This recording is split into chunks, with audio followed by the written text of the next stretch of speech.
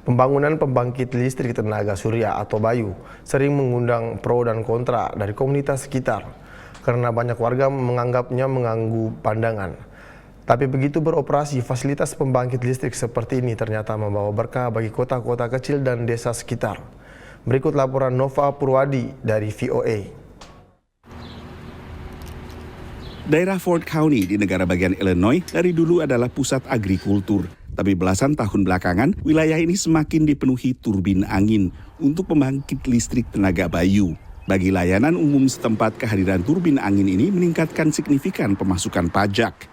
After they was up and operating, we got an additional $42,000 the following year, and to this date, we're still receiving money from the windmills. Menurut pantauan kantor berita Associated Press, pembangkit listrik tenaga angin kini menjadi penyumbang terbesar pajak di banyak wilayah pedesaan, tak hanya di Illinois, tapi juga Iowa dan Nebraska. I think it was a big uplift for all of us to realize, well, some people may not like to look at them, but we love what it's doing for, it's benefiting people, and it's also benefiting us through the taxes, because it takes a lot to make a fire department operate. Distrik sekolah Tri-Point di Ford County juga mendapat suntikan dana $900,000 setahun, yang merupakan sekitar 15% pemasukan sekolah. These new additional funds were coming in.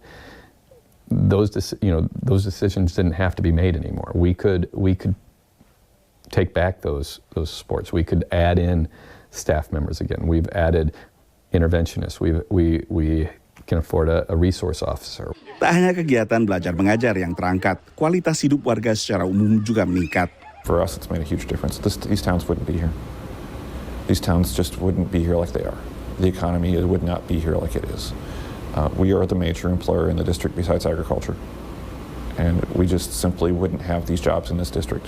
People would go elsewhere, and I don't think they would settle here with their kids. Salah satu warga sekitar yang akhirnya mendapat kesempatan kerja dari turbin angin adalah seorang mahasiswa Danville Area Community College. Di kota, hanya 1 jam perjalanan menggunakan mobil dari Ford County. And we have a wind farm that's super close. There's a few of them actually. I think there's 3 or 4 within 20, 30 miles of here. So it really opens the door for people around here for jobs and stuff. They're kind of controversial. Some people don't like them, but I think they're awesome to look at. Really cool just driving by them every day thinking, I'm going to be up on top of those here soon.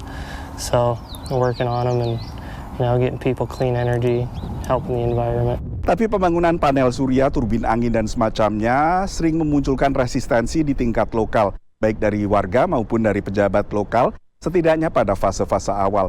Penelitian oleh Columbia University misalnya menunjukkan bahwa restriksi tingkat lokal untuk proyek tenaga surya atau tenaga Bayu dan semacamnya meningkat sekitar 73% dibandingkan tahun sebelumnya.